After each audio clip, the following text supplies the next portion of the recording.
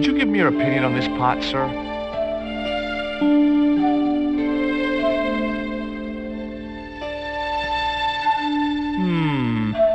Yes, very rapuche. Rapouche? Hideous. What the hell do you think you're doing? You smashed my pot. Certainly, it was not only worthless, it was ugly and offensive. So this probably needs a little explanation. When I got my PlayStation, those games were expensive. More expensive than games are now. When you take inflation into account, games are cheaper now. And no, that isn't a defense of the argument they should put up prices. Gaming was still niche back then, they sold fewer copies, they had larger overheads because each game was built from the ground up. Now, well-established game engines and middleware have simplified the process. The market's far larger, and the distribution costs are way lower, so they should be cheaper.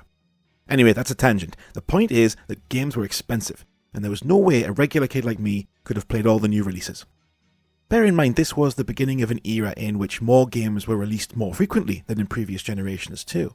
But I was no lottery winner, so I needed a hero. Video shops, as we called them here, had been around for a while when Blockbuster Video arrived in 1988 to essentially destroy them all and centralise video rental in the UK to a single chain. The video shops we had were small affairs, often just working out of the corner of a newsagent or a convenience shop, where they had one copy each of maybe 24 new and old films. But there were dedicated ones. My local was called Flickers, and it was where as a kid I'd rented the Tugs videos. Tugs was awesome, by the way. It's Thomas the Tank Engine on water, made by some of the same people, and it has a fascinating production history. It's well worth watching a YouTube video about.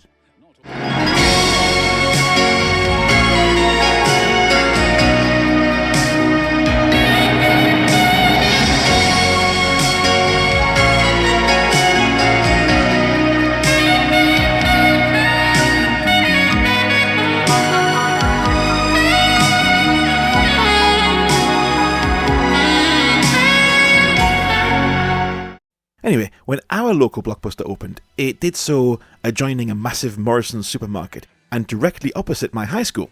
So it was convenient, but it was also jaw-dropping in scale. We couldn't believe how many films were available to rent here.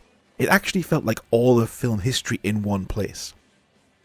It's worth mentioning that this era from the mid-80s to the mid-90s was the first time media had been collectively made available like this from all eras at the same time.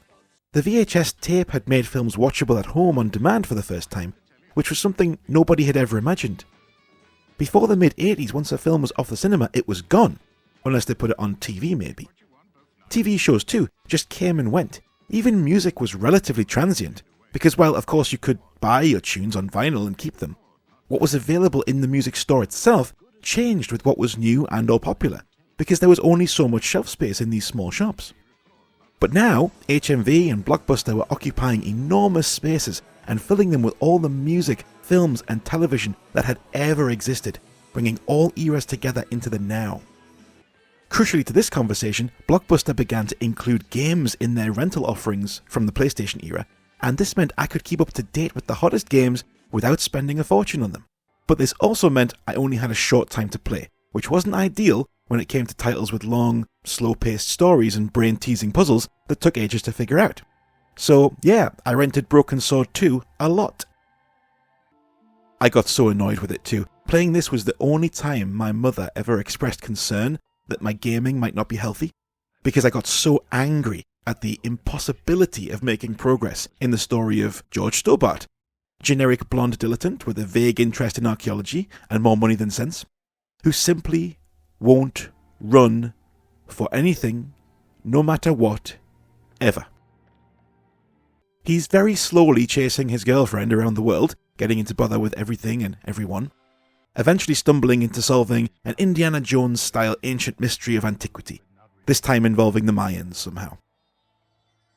It looks easy here, doesn't it? I've recorded all the fun bits where you figured it out, and you get a bit of triumphant music drowning out the dialogue while you successfully complete the action. The panties I'd found in Miko's bag were just what I needed to wrap around the hot cylinder. This happens a lot, by the way. The music is mixed far too high compared to the dialogue, but you can fiddle with that in the options, so it's not too bad. Seems so easy, right? Obviously, you get the absinthe off the retired copper at the cafe, so you can put it in the drink of this fat guy, who then, of course, falls through the display, so you can get a label off these crates, which takes you to the docks, where you use the sexy pants on the chimney. Obviously, of course you do. My brain just didn't work this way when I was in high school. I didn't get it, and it became an exercise in trying every item on every interaction until something worked. But this game is designed to discourage that, with dialogue being essential to progression. Sometimes options and even locations won't become available until you've spoken to the same person 2, 3, even 4 times about the same topic, which seemed counterintuitive to my simplistic kid brain. I already talked to that guy about the seemingly unrelated murder of that actress, but you have to do it a few more times to move forward. I understand this design choice much more now. It's to make sure you're following the story and the unfolding mystery rather than just trying to push the right buttons. Because the story is why we're here. And it's a fun one. It's the nice looking scenery of the globe-trotting Indiana Jones style adventure that drew me into this game and kept me going through the frustration. I was eager to see what gorgeous location I'd visit next and what colourful cartoon characters I'd interact with. Dwayne Henderson. Boy, am I ever glad to see you. Get to the American consul and tell him I've been imprisoned without charge. Get real, George. He was the previous occupant of that cell you're in. We're gonna have to use good old American know-how to get you out of there. Uh-oh. That, and this truck full of explosives I've got here.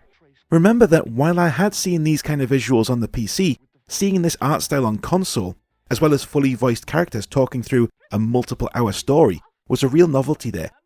I wasn't even 2 years past the Mega Drive being my main console, so this was all very impressive. There were some nice gameplay tweaks to aid the transition of the point-and-click adventure from PC to console too. You can adjust the speed of the cursor in the options, and there's a turbo button, so if you hold down the shoulder button, the cursor doubles in speed, which is a nice quality of life improvement. The crosshair also briefly pauses if it moves over an interactable scene element, which is helpful when the reduction in resolution to a CRT television makes small objects and background elements more difficult to distinguish. Though it does have a legendarily unintuitive save system, where you need to manually delete previous saves to save in the slot rather than just overwriting them. Plus you see this loading screen a bit too much for my liking. Nevertheless, this is a fun adventure in a different style to the LucasArts games, with a lovely European flourish that is still well worth playing today, but probably on PC rather than the PlayStation.